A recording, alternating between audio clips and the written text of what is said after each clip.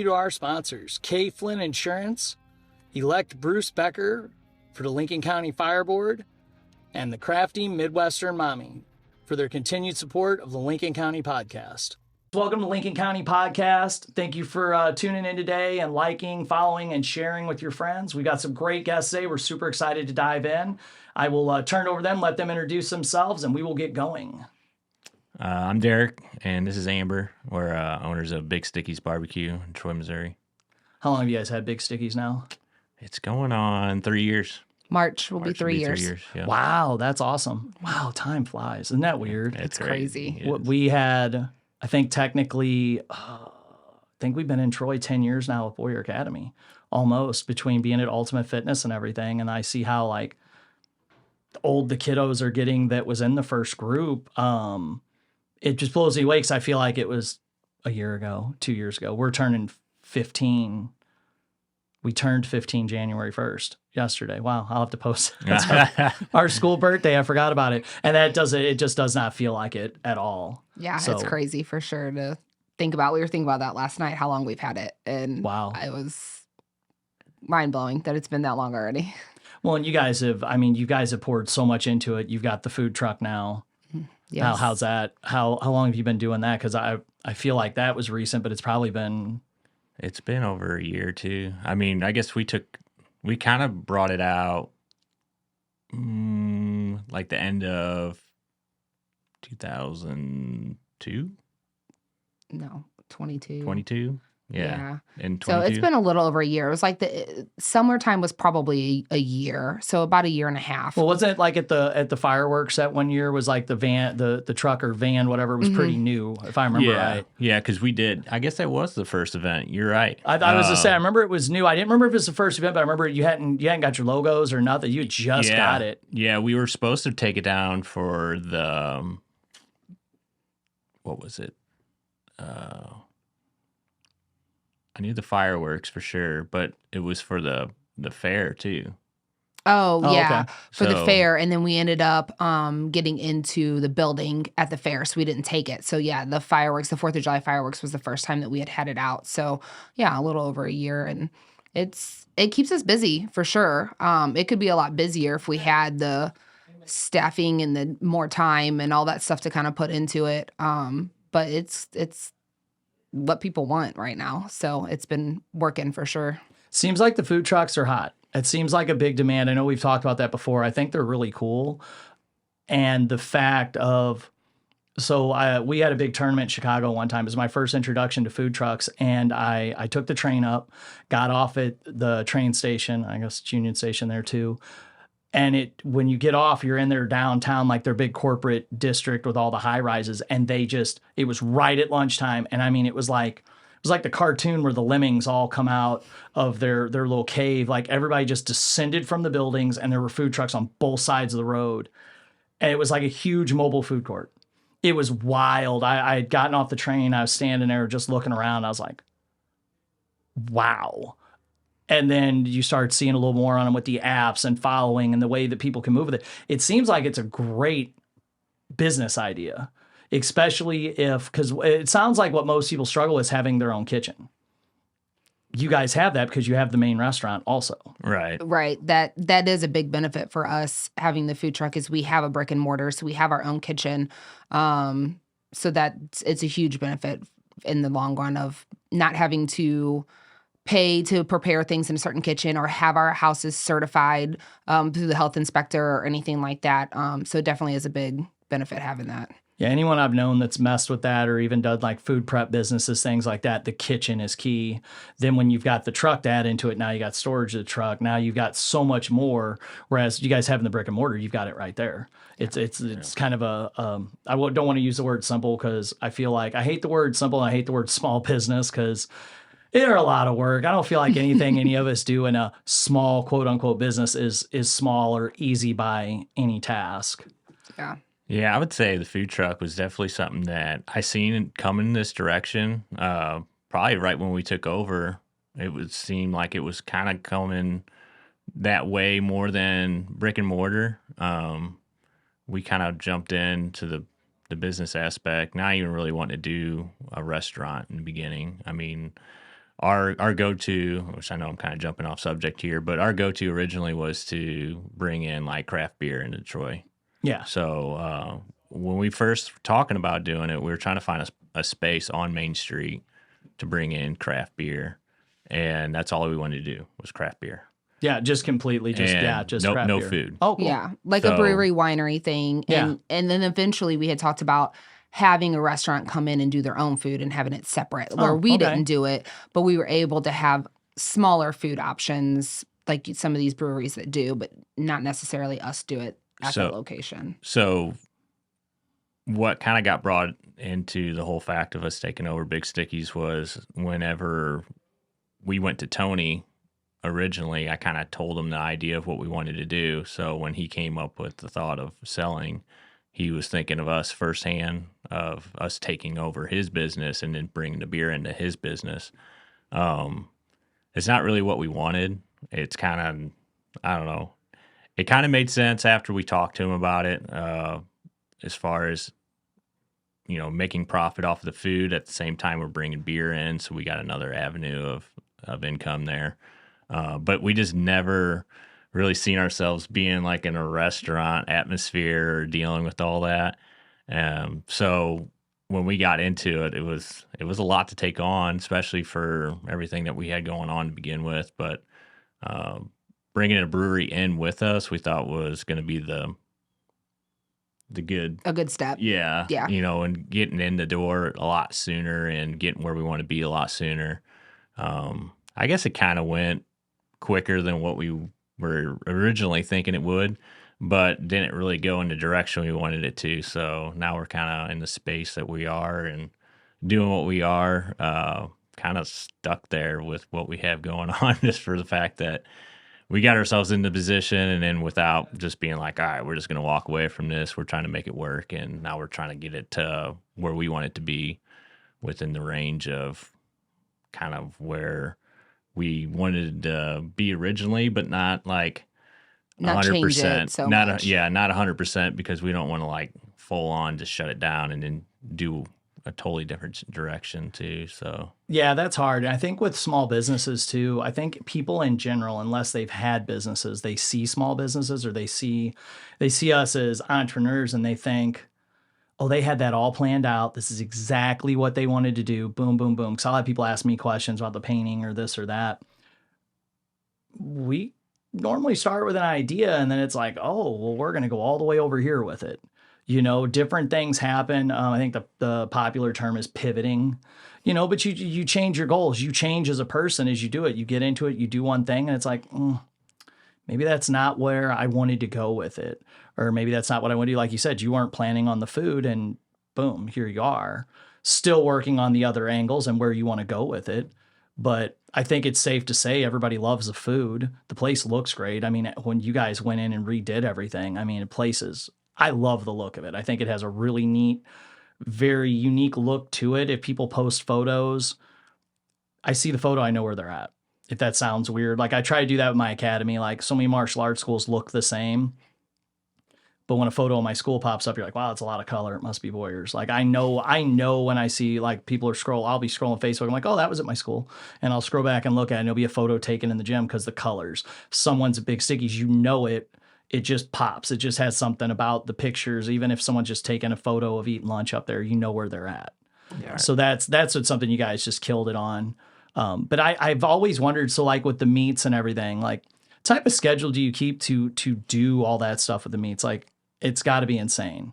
It is. It's very insane. Yeah, It's I mean, it's hard to even explain, I guess, really, if you sit there and think about it, because every meat's different. So, as far as scheduling wise, as far as when meat goes on, when meat comes off, that's all different. But like getting smoking stuff and everything like that. I mean, you have to get up. Do you have to go up there really early some days, really late some days? Like it's not a 9 to 5 thing. No, I mean, normally with all our stuff, we got it set up to where I can put it on at night and then come in the morning and be able to finish it off and then put more stuff on in the morning and then finish it before we open. There is times where we have big orders. We do big pork steak orders Yeah. about 2-3 times a year Yeah. that are overnighters. So I'm up there all overnight doing from start to finish to try to get stuff out. Multiple batches of pork steaks because they only take about 3.5 hours or so Yeah, on there. So you have to do multiple batches. So he'll cook them all night long. So we'll have 250, 300 pork steaks that we have to get done by 10 o'clock in the morning. So he'll come up and do that. But schedule wise, I mean, really, it's like he's changed stuff out. You pivot to do what we had said, and really, it's he gets up in the morning and he goes in, and then once I get certain kids off to school, I come in, kind of take over. He goes and works his full-time job still at the shop, so he leaves and does that. I'm there through the day, and then leave to take care of kids. And then he comes over after the shop, and that's when he kind of does his meat stuff, and he puts meat on, and he's there in the evenings, and so he leaves about 8:30 or so at night. Yeah, I try to typically get meat on by 7:30 at night. Yeah. Sometimes it's closer to 8, and I've kind of adjusted that too. I know originally, like whenever we first took over, we only got like a 3-week. Well, I did. She didn't even get a 3-week, but I got like a 3-week training period, which I was still working at the shop. So I was going in only like at nights on the weekdays because I was still working at the shop. So I didn't go in the mornings. And then on weekends, so Saturday, I would go in on the morning run, and then he would kind of coach me on like what we do, morning wise there. So I had 3 weeks of basically training before we took over. And Wow. It took a lot to like really get yourself kind of set up for all that and then also transitioning with having the shop and trying to make it work there where I'm working both places and also trying to learn how to do this new job. It was a lot. And then It was very running a stressful. business by Well, itself running your is a lot. business, having a job, having a family, it all adds up. Yeah. I talk to people all the time. They're like, oh, you and Casey probably never see each other. I'm like, no, we see each other all the time, but we're working. Yep. I get up, I go to the shop, she gets the kids up, then I come back, we bounce, and at 2 o'clock every day, I go up to the school where my staff has opened it, and then I kind of, between 2 to 4, kind of do both things remotely, make my phone calls, work on schedules until it's time to start teaching. And then I go into that. Casey comes up, the kids, like we're constantly passing each other on stuff. Yeah. And I wouldn't trade it for anything in the world, but I don't think people really understand that. I find so many people get into business, or so many people will call me and say, hey, I'm wanting to do this. And then they're like, what do you mean I'm not off at 3:30? You're never off. Like, you own it. You have to. Like, if you want to treat it like you're off at 3:30 and you have your weekends off, it's going to die on you. You can't. There's probably a level to where some businesses get to where the COO or CEO, whatever, can step aside Right. and leave for a week, but there's probably 20 people under them that are running everything. They're just making the big decisions. Like, there's probably a level to it, but at a local small business level, we don't have that. You live it. You are it. That's what you do. People message me on a Saturday night, I'm watching a movie with the kids. I'm going to respond back with a class schedule or with a time that we can go do a bid. I'm going to get it done. I could wait till Monday, but man, if I wait, can you imagine you just put everything off over the weekend? So I'll just get to it on Monday. What, your Monday? How absolutely. Monday would be a very big Monday. So we'd all be jumping off the overpass on Monday is exactly Right. what we do. Like, when people tell me, are like, you need to be more present. You put your phone down. It's like, do you realize what my Monday would look like if I put it down all day on Sunday? Like, we've been out of town at tournaments to where I was on the floor all day coaching and could not respond. Like, I literally, between me competing, I could not respond to stuff. And I sit down that night and I'm like, oh, that's a lot of notifications. It's scary. Yeah. It's crazy. And I think people really underestimate that part of owning a small business and doing all that. And then there's the things that are the key topics, like staffing, how rotating your staff, like we were talking before everything started filming, on people requesting off. And we're talking how like an employee will think, well, I'm the only one that requested off. They don't realize 4 people requested off, and that was the only 4 coming in that day. We got to figure something out. Right. What is something that has been a struggle with staffing? That really has been one of the bigger struggles. I've always said, since having this, like, one of the most stressful things that I do as the owner is make the schedule.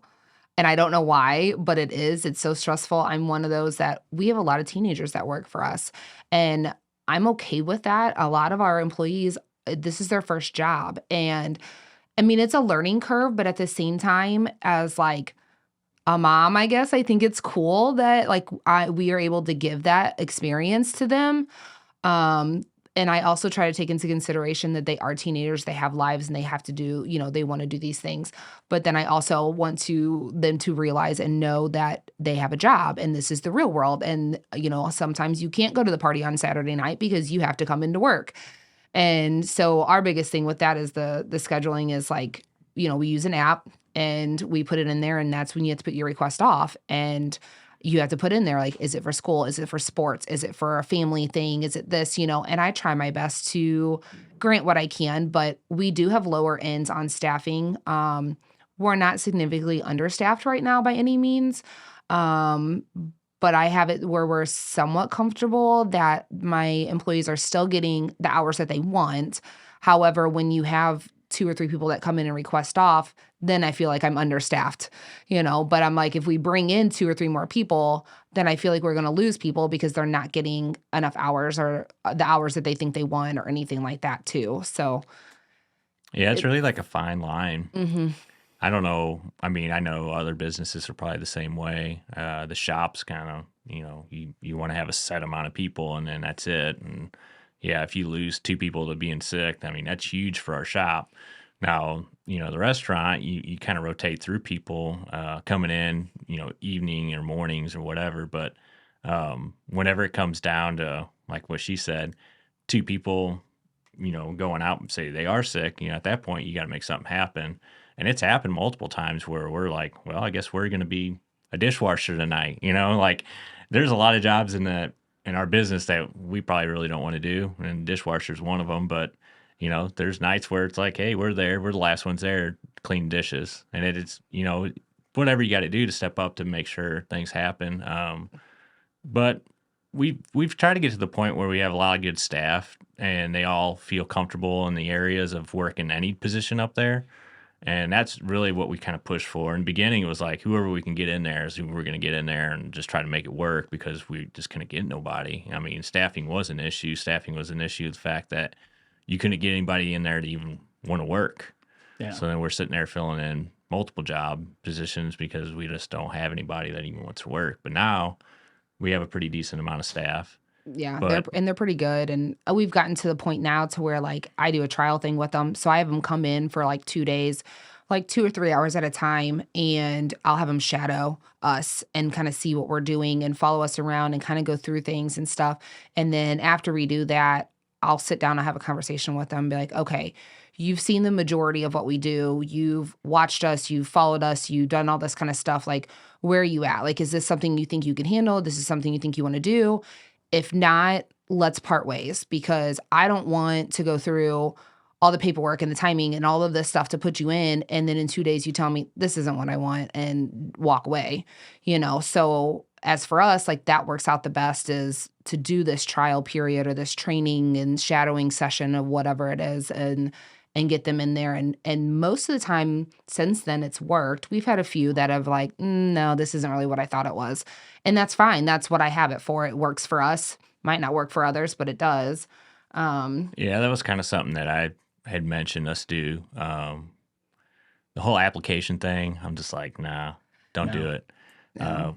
Pretty much if we get anybody in there that we feel like could be good for what we want, we say, what day you want to come in? We want you to come in. We want you to shadow. We don't even want you to fill out an application at this point. Like, if you come in, you shadow, you like what we got going on, we like what you're doing. At that point, fill out an application. We'll have Then your you can talk. information, and then we'll get you scheduled in and maybe work some shifts, here and there, and shadow some more. Yeah, the whole application thing got out of hand for a while. We were like sitting there and we're like, we have like 10 applications sitting here. Yeah, we need people, but how are you going to start like deciphering like which ones you're going to bring in, which ones you're not going to bring in? And then most of them, by the time you call them, they're like, well, we already found something. Yeah. Yeah. There was a lot of wasted time with the application thing. And I just got to the point where I was like, we're wasting so much time Yep. with applications. If we want them to come in and work, have them come in and shadow, and then we'll just go from there. See, And we started huge. doing that. I'd put out the ads on Indeed, and you go through them, you get 25 of them respond. Half of them wouldn't even come in to fill out an app. So what I started doing is I'd send them all, come in or call them, schedule an application. Then from the application process, schedule them to bring their new hire packet. I'd make sure they took it with them. They had to meet me again. And I would still get people not show up on the first day. But I would do the same thing. Let's come in, try it for a couple days, because I run my painting company different than a lot do. I also have a lot of people that, oh, I painted a couple bedrooms, I want to be a painter. And it's like, no, production painting on a commercial job site is not the same as painting a bedroom for a friend while you guys are having pizza and beer, hanging out. You know, it took you all day to paint it. Like, we have to get it done for a profit. I'm Julie Forster with Crafty Midwestern Mommy, your local boutique embroidery and fabric store. I sell fabric as well as sewing notions and also teach classes. And then we also, on the other side of our business, do machine embroidery, custom apparel for local businesses, and just personalized gifts. Again, the store's name is Crafty Midwestern Mommy, and that's how you can find us on all social media platforms as well as our website. We have to have it done in a certain amount of time. So I started doing the same thing, having them come in, try it. And I tell them, if you don't like the job on day 1, day 2, whatever, we'll do a week, we'll shake hands, part our ways. Yep. If you do like it, then we'll bring you on, because they don't realize it costs us money to hire them, put them on payroll, all that stuff. That all adds up. So when I was doing the Indeed ads, spend several $100s on ads. You pay when you bring on an applicant. Then we put them in the system. We do all of our stuff. It costs us all this money. I give them shirts, work shirts, and then they don't show up. Yeah, we had the same thing. Literally, I had 4 people in a row. And one of the issues with us is the way we have it structured. We have a foreman with the crew. Well, a lot of companies hire them on and say, okay, you're going to go over here and paint this bedroom for so-and-so today. They can go over there, eat chips, screw around all day. Mine, they have a manager on duty with them. They have someone there. A lot of them, once they figure that part out, see ya, they don't go, because they're used to scamming their other boss, being like, oh, I got to run to Home Depot today, boss, man. I got to do this. You don't have to do that to me. I bring it to you. If there's something that's not at the foreman don't have in their van, no problem. I'll see you in 5 minutes. I'll be there. That deters a lot of them. So I had to do the same thing. Start doing a shadowing, let them come in, check it out, and agree to them. And then what I tell them too is, okay, here, you got this resume. Your wife did a wonderful job typing this up for you, or your mom, or whoever, because half these guys can't hardly talk to me. I know they didn't write that resume, because they are like really nice resumes. I'm like, damn, that's good. You didn't make that. Here's the deal. If you match up to your resume and you're the greatest painter I've ever laid eyes on, you know, Purdy Brushes should make you your own special brush. We'll talk big raises in 30 days. Here's where I'll start you at.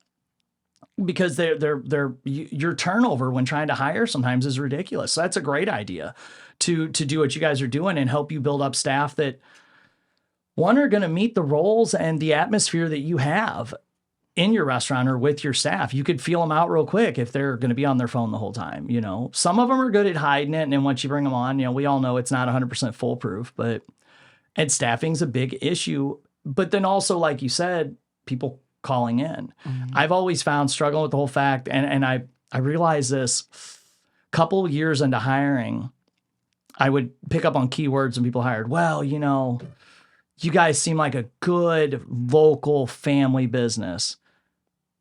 What that translates to is, I'm going to call in all the time because you're going to feel bad for me because you're a local family business.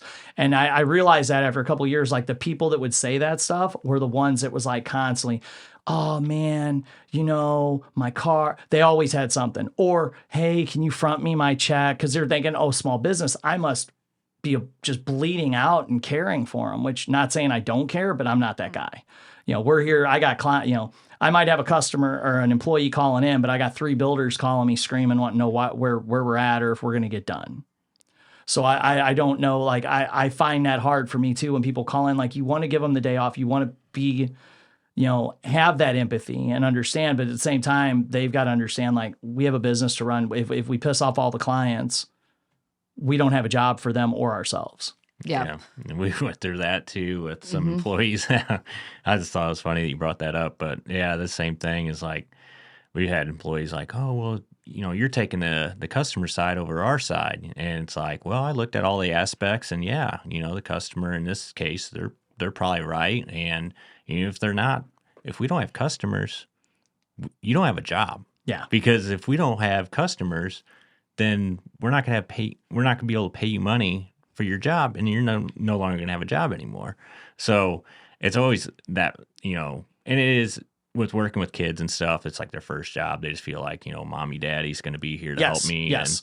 And they kind of, I want to say they feel 100% like we're mom and dad, but at the same time, they do give off a little bit of mom and dad vibe. They talk to you us. like your mom and dad. I get that with like 19, 20-year-old employees at the painting. My girls, my leader, I should say girls because Edgar teaches now. It's not just all girls, but at the Taekwondo school, not as much. I'm their coach. I've been their coach for a while. We have a different one, but the 18 to 22-year-olds I hired at a painting company want to message me like I'm their parent. And I sometimes I have to just take a breath, set the phone down, because it's like, that's not how you speak to your boss. Like, I can't imagine how many jobs I would have been fired from, or in construction, just slapped right upside the head.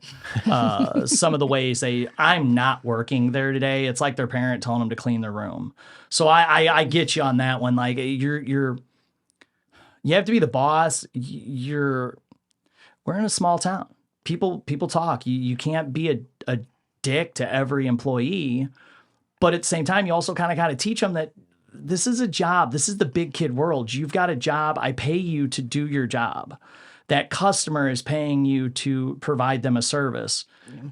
Okay, maybe that customer is a Karen, but smile, grin, and this is what we have to do. We have that with clients all the time where they'll pull stuff, and I tell the guys, I'm like, just smile and keep painting. I'll be over there in a little bit, and I'll work the buffer for them, because you just have some people that, and I try to weed them out on bids. If they're like telling me stories of all these contractors and how much they hate them, I'm like, here's your bid, ripping it up as I go out the door. I'm like, I'm not interested, because they're telling you ahead of time. Yeah.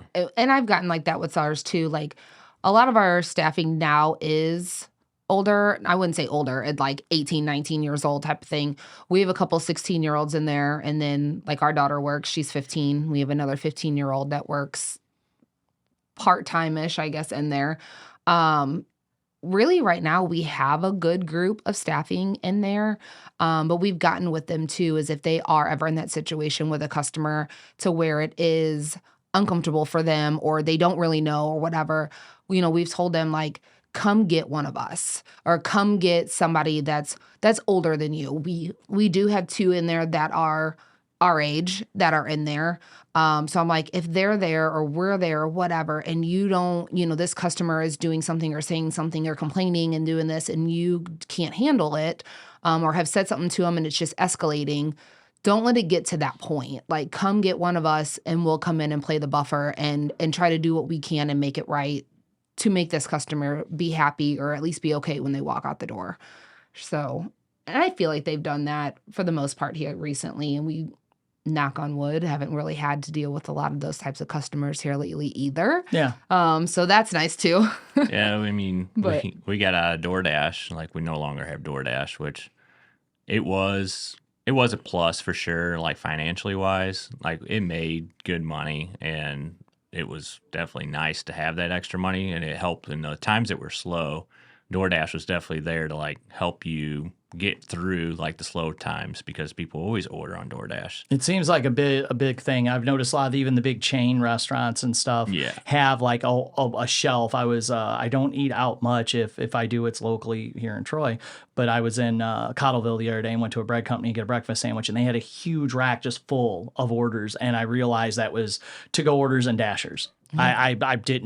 I'd never paid attention to it, but it seems to be growing a lot. When we go to Springfield, we go to I don't know, one of the taco places there, and they've got a huge rack that's always just full. I don't ever DoorDash, but it seems to be really big. It seems like it would be a good thing for you guys. Yeah, and it was a good thing.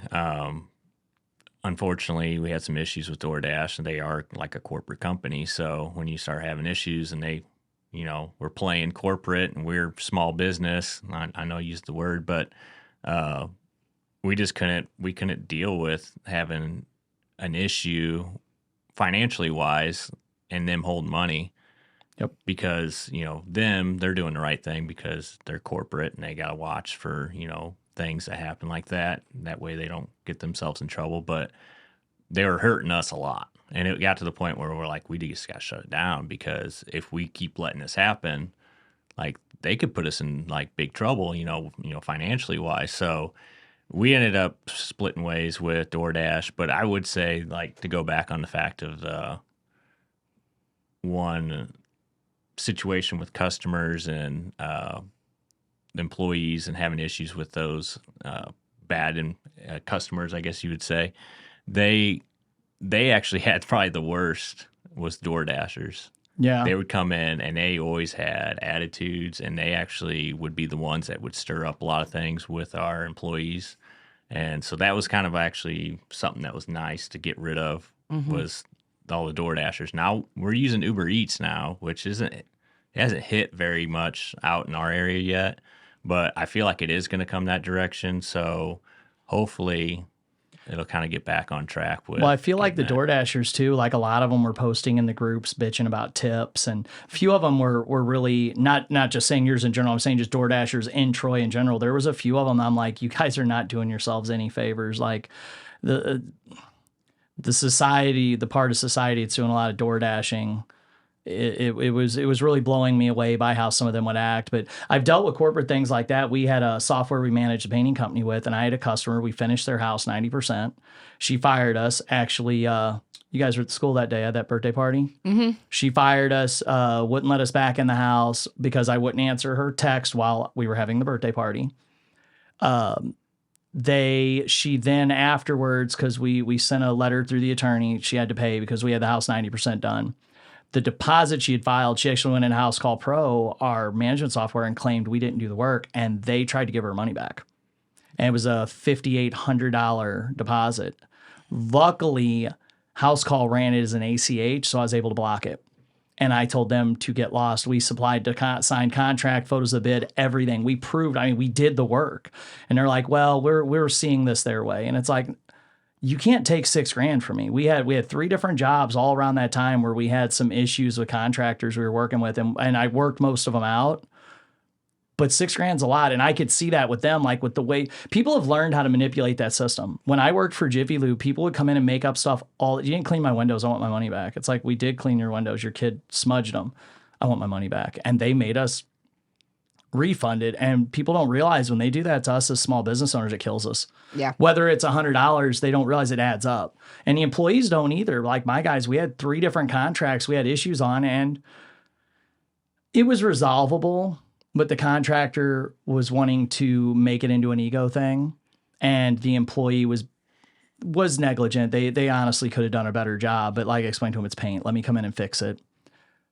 The employee's like, whatever, forget them. And I'm like, yeah, guys, but this is $24,000 in like a month's period of time of work. It wasn't work that we were owed, but it was work we could have completed that month, which would have put our profit margins higher on the business, which would have put us in a better spot. They don't care. Whatever, I'm not going to deal with them. And and then the contractor's like, well, I want you to come over here. I'm like, well, I'm not coming. I have 12 employees just at that business. I'm not coming over there and painting your house. I pay people to do that. I'll come over and make sure they do it right, but we're going to give it take. And I think those, I never had thought about that before DoorDash, but I bet anytime anyone complains, they just want to shoot them a refund. We never had an issue with the refund thing. No. Just to hit on like what our issue was. I know I was kind of beating around the bush there. We had an issue with actually their system. Somebody hacked their the system Ooh. and changed our bank account information. Yes. Ooh, So we had multiple payments that was supposed to go to us that was going to this bank account. that's crazy. So I called DoorDash and I was like, told them what was going on. And they were like, well, you need to verify your stuff. I'm like, I can't because it's no longer ours. I'm on my app, on my merchant app, as they call it. I'm on my app and I'm like, this is not my information. So I had to go through this whole process of fighting with DoorDash for it. Well, then they locked our account. And so then that took forever. They put a hold on it. So then we couldn't do orders or anything. And so I had to call them like every day. And it was like 2 or 3 weeks before we finally got an answer back. And they were like, oh, well, you have a manager, like a business manager that's specifically for your location. They always got to run around. We couldn't get a hold of him. Yeah. We called them, we emailed them, we did all this stuff. I would call customer service. They would send me to him. Like, it was just this huge runaround thing. And it was this huge fight and this huge battle. And finally, we're like, you know what? I mean, not going into huge details, but it was thousands of dollars that DoorDash had owed us at this point. And we're like, no, we're done. So we just shut all the machines off and packed it up and just had it sitting there and fought with them. And finally, after a few months, like, we got a little payment here, a little payment here, a little bit there. But even to this day, it's been 8 months, a year or so since we've had DoorDash, and we still don't have everything that they are supposed to pay us. But at this point, it's like, it's just such a huge headache of everything to deal with them. I'm like, and people don't realize too, as small businesses, when we have stuff like that, when you have stuff like that takes up a lot of your time. There are things like that, and that was one of the big things that when I went from the academy to the painting company, and then we started growing into being W-2'd and having all these contractors and work comp, and we would have a discrepancy on our insurance. Well, that might take Casey an entire week of on and off the phone. Recently we had the guys call. They're like, "Hey, our check stubs show insurance is coming out. We don't have health insurance. Like, we offer it, they physically do not have it." So we contact them like, "Hey, it shows a year to date that this employee's had $390 taken out of their check." Like, the guys just happened to catch it. And we talked to one person. They said, "No problem. We're going to issue refunds." And all of a sudden, the manager called us on like a Friday night. It was like, "I'm sorry, that's mistaken. Nothing was taken out." It's like, well, then why is it on their stubs? Like, it turned into about 40 hours of phone calls.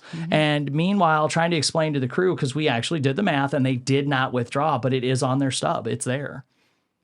People don't think about that stuff when you're running a business. That now, instead of us being able to spend all the time writing the bids or doing different things for the day-to-day business, now Casey's on the phone handling that. So then I'm dipping in and trying to take care of some other stuff. That was one thing when I grew from just the school and me, because it was me just running the school for years, to having a staff there, a staff at the painting company, doing so many other things. One little BS thing like that to a big company like DoorDash it's nothing. No one even notices. They have all these employees in place. There's a big, powerful company. But for us, that takes up so much of our time. They could be put towards doing good things, moving forward, improving something in our business. And those things happen all the time. It's not a one-time thing. There's always a little hiccup. Like, at this point, I just laugh when something pops up. I'm like, of course, it's been 2 weeks. We're due. This is going to be our headache this month. That's how we are too. When something happens, we're like, "Oh, well, we went this long. All right, here we go." And it's... Yeah, and it's also, for me, it's kind of a little harder too. I mean, I push a lot on her now, a lot more than I did originally, but now it's getting to the point where I'm like, "Hey, I need you to do this, or I need you to do that." I'm trying to put like a good effort in at the shop, because I want to do good there also for my dad and help him out. Really, that's our money maker. So it's gotten to the point now where it's like, if Big Stickies can just pay for itself and I can make money at the shop still, then that's the route that we need to go. So as much as I hate like throwing everything at her direction, but if it gives me an extra 30 minutes to go to the shop and get more done there, that's going to be the route that I'm going to go. And usually she can handle everything and we're all fine. But yeah, it's gotten really like out of hand sometimes, where you're dealing with so much, not just like through the business, but then like personal stuff. People don't think about that either. You haven't really even hit on that. I know you have for you sure. got kids too, Yep. and you got things outside of work and all that. And it's, you just get to the point where you're just like, holy moly, like there's so much stuff going on right now, just even with our normal lives. And then you got the business stuff, and it just takes one bad apple, within the business, and it just turns your world upside down. And then the next thing you know, into a breakdown. Yeah, but next thing you know, you're sitting there just like not knowing what to do anymore. And, she's flipping out. So I'm trying to keep her calm, and I'm trying to still get stuff done. Yeah. Yeah, no, that's exactly, I get it. We honestly, like, I will say, like, honestly, 99% of the time, we do pretty good, like, keeping that away from each other. And then, we'll tell the girl, a lot of our employees are like, "How do you and Derek do this? Like, you live together, you have kids together, you work together, you do all this stuff." And it's like, it took us years to figure it out. It took us, working for a family and this and that, like, and we have found our borders and what we do and how we do things. And like, it works. And like, sometimes those borders get crossed, and it has to be done having a business, like things just happen. But for the most part, we don't take it out on each other. Every once in a while, there'll be a little snap or something, and then like 20 minutes later, so you're like, okay, like deep breath, calm down. Like, we can do this. We can handle this. Like, let's just get through this. And then, we'll figure things out. Yeah. I mean, our daughter, which, Coley, but she plays select softball. So it was kind of funny. That's a full-time job in itself, having a select. I mean, I don't really need to say a whole lot on that aspect, but I will, say that It is basically a full-time job almost dealing with her because she's not of age of driving herself. So at this point, we still are driving her everywhere she needs to go. But I think this last year, it was just like a real big change because we had just the year before, like toward the end of the year, we had bought Good News out of our location. So it's just Amber and I. So we could we took over a lot more of the aspect of the business at that point. Like the back end of the stuff. Yeah. So stuff that a lot of Paperwork people and- don't see, yeah. which, like people don't see that stuff. They don't understand how much time you have to put in and all that. So she took over a lot of it. I really didn't handle too much more than what I was already handling because I found out that I pretty much can't handle anymore. I got as much as I can handle on my plate. Yeah. But her softball stuff really took off, and we decided, me and her kind of decided through the softball team that we should do a cornhole tournament, and we really pushed for it. And we did this cornhole tournament. We raised a bunch more money than we normally do. Well, the coach in that regard decided, well, let's do more tournaments. So me and her thinking this is a good idea. Yeah. Go, wow, that just backfired on us. Now we're going to have more out of town tournaments. In a way, We're- backfire. But in a way, we are also at that point of like, I mean, our daughter's 15 and a half, and we're at this point of we do invest all this time. We do invest all this money. We do invest all this stuff. So if doing these fundraisers are going to bring this in and have more opportunity for them to go and play and do these things, that's what we want. If we're as parents and her team and her coaches and all this stuff are doing, investing all these time in practices and after school things and different things like that they're doing, weight training and all this stuff that some of these select teams don't do, but our coach graciously does these for these girls. It works. And so, yeah, it was a little bit of a backfire, like, oh man, what did we just get ourselves into? But then at the same time, it was like, okay, this is kind of cool. Like they're going to be able to go further and do this. A lot of these girls on these teams, they want to do this in college and go to college for these or have that aspect. And so it definitely helped. But business wise, yeah, it made it a little more stressful. Trying to figure things out, make sure we have coverage and make sure we have these things to do and all this stuff. And then things would pop up or things would change. We'd have rainouts or we'd have this and we'd have delays. And then we're like, okay, we're having to pivot on a dime. So we're texting employees or calling employees and going, hey, this change, can you come in earlier? Hey, this change, I'm going to be here. Can you come in later? Or this, and doing all these things. Most of the time our employees work with it. Sometimes it doesn't. And so we get a little flustered with that. But we took on a lot this year. We or did. last year. I know it's like a few days, but I think that's in our Yeah. personalities with being the business owners. It's hard. I've gotten really good at saying no to things when it comes to certain tasks. Casey's now getting to that point to where, with the chamber and everything she's doing, that she's learning that it's just too much. And what we'll do is, something will happen. Someone will call, they'll, like with contractors, they'll call me like, well, Matt said that. Well, I didn't. And I'll blow up on my end and I'm just ranting. I'm not mad at her, but then she feels like she's not doing her job or whatnot. So then there becomes stress there. But we're both working on that. Saying no. And I remember when I first got into doing like business summits and going to different things, there was people that are like, I think it's Tools of Titans. It's a book. And the resounding thing I got out of the whole book was, because it's Tim Ferriss's book on all his podcasts he did, and it's little snippets from every podcast.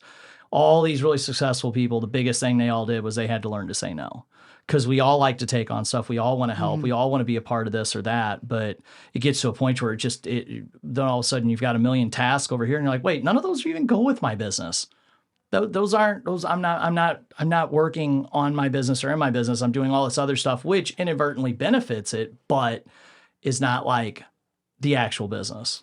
Yeah, I would agree with that. I would say this last year, we kind of had to do the same thing. We got a really, I wouldn't say kind of a smack in the face with our daughter of realizing like, wow, we have 2 years and our daughter, we graduated from high school.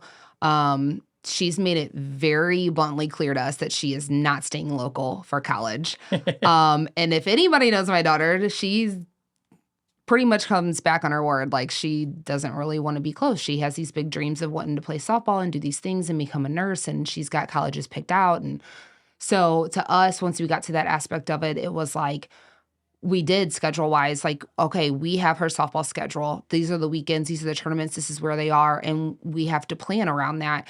To us, it was really important. The first year we took it over, Derek stepped up business wise and went and did stuff for the business and missed a lot of her softball stuff for the business. I, as a mom, had a really hard time with that. I missed some of it, but not as much as he did. We've tried to pivot and move those kinds of things to where he doesn't have to miss those things. When it comes to events, our food truck, weddings, different things like that, we will try to make work. Those are big things that we like to do as it being our business. We like to be the face of it and do these weddings and go to the food truck events and get our name out there and stuff. But this last year, there's been a few times where we're like, you know what? We can't. Like, we're going to be in Kansas City or we're going to be here, we're going to be there. It's just not going to work out. It's not worth the stress on us of being 4 hours away and trying to have to deal with this digitally with people that are back there or whatever. So yeah, we're still learning how to say no, but we're kind of halfway there, I feel like, of saying no to certain things that is it going to help us in the long run type of thing. If it's going to help us in the long run or in those kinds of things, then we'll try to figure it out and make it out. But in certain situations, I agree with learning how to say no has helped. It was hard for me with the painting company because people would come to us with schedules and needing this and needing that done. And I like to work. I like to stay busy. So I'm like, yeah, I'll come on Saturday and Sunday. And then once we got to a certain size, I was like, I can't because the employees didn't want to work. I was working them to death if I took anyone with me. I had a couple of them that wanted to, but then Monday morning we were all dead, weren't worth a crap. Everybody's grumpy. It really was a growing point for me to realize that if I was going to do this for a long time, I had to learn to set those boundaries. And I'm still working on it. I'm still bad about it. You know, if one of my students is in town for my team from college and, hey, can we get some training in on Sunday afternoon? Sure. And I'm like, oh my gosh, the last thing I wanted to do on Sunday was go up to the school. But I go do it and learning to kind of set those, no, this is a day off. No, me and the kids are going to do Legos today or we're going to do this because they are getting older. And I realize that happens fast. It does. It happens so fast. And you know, even though with being self-employed, we do get to spend more time with them, I feel. But it's pieced up. It's not like you have them every night at 4 o'clock when they get off school and you're home to do everything. There are, like you said, Casey and I divide and conquer. Recently, Jocelyn skipped the Boyer Academy Christmas party because one of her friends at school, it was her birthday and Jocelyn got invited. Well, she misses most birthday parties and sleepovers because we're always traveling with tournaments. Mm-hmm. Every single one of them, we're at a tournament or we have an event. And so she's had to miss a bunch. And that one was with Jessica from GMP Concrete, a longtime friend. So I was like, yeah, that's awesome. Jessica and I went second grade on up together. So I was like, all right, you and her friend. I thought it was cool that our kids are now friends. They go to school together. And I told Jocelyn, I'm like, okay. And Casey was shocked. She's like, wow, you're going to let her miss the school. The school Christmas party is a big thing. And I was like, yeah, she doesn't get a lot of these opportunities to see her friends. Yeah. And it is hard. And that's kind of the direction I'm going with this year is being around for more of that stuff on the weeks when they're off school, like they've been home this week. I've been home a bunch. I haven't been running to as many of the job sites. I've been trying to spend more time. Hey guys, let's do this. Let's do that. You guys want to cook lunch? Cool. Let's cook lunch today. Let's spend some time together. And it's hard because that responsibility factor of we've got these businesses, we need to go there. But at the same time, you only get that family once. Yep. Yeah, that's true. And then also with our aspect of like our business, I know yours is a little different. You could probably take your kids with you, but they probably don't want to go. We're kind of stuck in a position where we either leave them at home, which most days we can't because they usually have to go somewhere afterwards, or like Coley right now, she's got 3 days a week is for softball already. Training. So, you know, there's 3 days out of the week that she's got to be in town, or you're going to have to bring her into town. And we don't live in town. Yeah, we're so 20 minutes out. We live 20, 25 minutes away from our restaurant. So that makes a big difference for sure with having the kids up there or doing things. Most of the time, people will see our kids up at the restaurant. It's normal. I made a little room upstairs. I try to keep them up there and happy. It doesn't always happen. So sometimes they're down there running around or being goofballs, and I try to keep that from not happening. But yeah, we're a family business. I mean, you get what you see. That's how I feel about it. It was a struggle for me at the dojo when Ben and Jocelyn got old enough that they were there because we got that front desk. And I have the teens up there doing homework. They're doing stuff in between. They're helping each other. I got Ben Jocelyn back there doing stuff. They're helping assist with things. Like, I don't like that. I would much rather everybody be out on the mats, do your class, and go home. Let me have my spot back there. Let my head straighten out. Like, I really and truthfully, it was a decision I had to make. Longtime parents at the school have said they love it. It was actually a big game changer for us because the atmosphere in the school changed. The kids could be more personable. They could hang out. They could be there more. But man, there's nights that like I can't even get behind my own front desk. And you've seen it's a big front desk, and I'm just like I'm sitting on the other side. They're like, what are you doing over there? I was like, I can't get back there. Or I'll hop up over it. And they're like, what are you doing? I'm like, there's no room. I can't go down to the other. And I regret it because the gentleman that built it, he's like, you want trapped over here so you can? I'm like, nah. Yeah. Am I gonna need to go out that end for every time I'm stuck back there? I feel the same way with our bar. You say that like we have a bar, well, that's what like an basically that L-shaped front bar. desk is. Same thing. Yeah, it's the same thing. And we the way we have it set up, I'm like, we should have put an entrance down here. Yeah. So then that way, because like our register is at the end. Yep. So then you have people that are standing there that That's check out or exactly do how mine to-goes. is. You can't get out. Yeah. You can't get out. You can't You're get out. like- So then you're just standing there and you're like, do. Yeah, he had asked me, he goes, you want me to put a second little thing here where you could sit down on a chair and like we could raise this end up so they wouldn't see you back here, you could get some work done? No. Man, the number of people will walk up and like lean over my laptop. What you doing? Trying to send emails. What can I do for you? Well, or they'll just walk up and start talking. I'll be like, 1 second, and they'll just keep going. I'm like, okay, well, let's close my laptop. What do you need? But I get trapped back there all the time. So I was teasing the girls at the school. Everybody was up the front desk one day. I was like, I'm going to convince the parents. You remember the old skit where they'd walk behind so they bend their knees like their steps? I was like, I'm going to convince everybody I got steps back here. And I'm just going to be like, what was that? And I'm just hide, just crawl under it. And they were laughing like, you can't do that. I'm like, watch me. I was like, I will make a spot under here and lay down where no one sees me. Yeah, it's one of my biggest regrets because I'll have people that want to talk to me. Just, it has nothing to do with work. It has nothing to do with class. They just want to catch up, and that's fine. But they'll hover at that end, and I'll be like, and I'll keep glancing over. I'm like, they're still standing there. Damn. I'm looking, I'm like, man, and someone will walk up and kind of interfere, and I'll real quick like shoot down behind the desk and cut around the corner and be like, oh, hi, it's good to see you.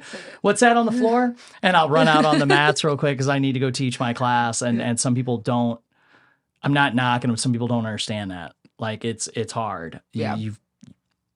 I had a friend of mine who recently passed away, but he would drop in the school all the time. Just coming by to say hi. And it's like, I'm in the middle of class. There's 50 people on the floor. Yeah. Yeah. Hi. Like, I feel bad, but I'm the one teaching on the mats. Yeah, we have the same thing up there at the restaurant. We have friends that come in or family that comes in or business aspects of stuff that come in and they'll see us and they want to talk. And the hardest thing for me is during the day, like I serve during the day. So like I actually like work the restaurant during the day.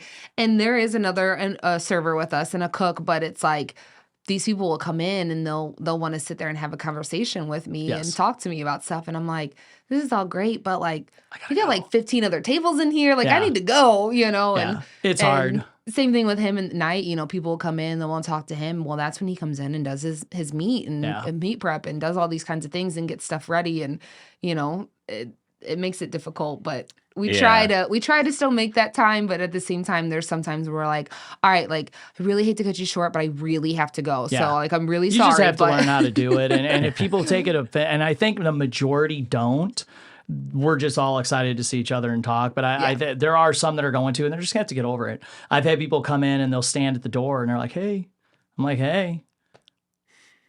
There's 35, 7 and 8 year olds on the mat. Like I'm not, because I actually had that like new clients coming in wanting to get information. Hey, I want to talk. Before I had an office manager that was up front. Hey, can we get some class info? Yeah, 6 o'clock. Class over. Oh, I just want to grab. Okay, so if I step off the mats and just let these kids run wild, that's going to look terrible. Like, why would you sign up here? Right. But I've had people get mad. We had a guy get mad when Phil had jiu-jitsu. He came in, sat down, and he's like, well, nobody's helped me yet. And I'm like, well, first of all, the big sign says check in here. And there's a person at that desk that's in a uniform, that like a work uniform, not in a dojo uniform. Like, why didn't you walk up there? Well, you didn't know I was a new customer? No, we got aunts, uncles, grandpas, third cousins, whatever, pick these kids up. Like most everybody tells us, or I recognize a face. I'm sorry. He got mad and left. I was like, well, and he literally came in, sat in like the second row. And the reason we started talking is I finally went over, I'm like, hey, how's everything going? He was like, oh, nobody's come over to help me. I'm like, well, came in, sat in the second row, bud. This whole place is full. Because when Phil and I are both doing jiu-jitsu, I mean, that place would be packed. I mean, it was so loud. There'd be nights we go out back and just lean against the wall. We're like, quiet. Because your head would just ring in there. Mm-hmm. And they just don't get it sometimes. But these are all great things with small businesses. And that's kind of been the goal of this podcast, is to talk to people in a longer format like this and discuss things that gets the people of Troy and Lincoln County to know who we all are and what we do. And that it's maybe give them another perspective instead of the We Hate Troy Facebook groups. You know, all those groups just bitching about Door Dashers or why is there no parking on the street? Well, that's because there's an event like there is every other month. Are you new to town? Like, I remember my first time seeing the chairs out the night before for the parade. I was like, is it free chairs? Like, what's going on? And people are like, oh, they put those out to get their spot for the parade. I'm like, no shit, really? Yeah. Because I didn't know. Someone told me to do the parade. I said, okay. And we came around the top by the courthouse onto Main Street. I was like, oh, we did not buy enough stuff. Yeah.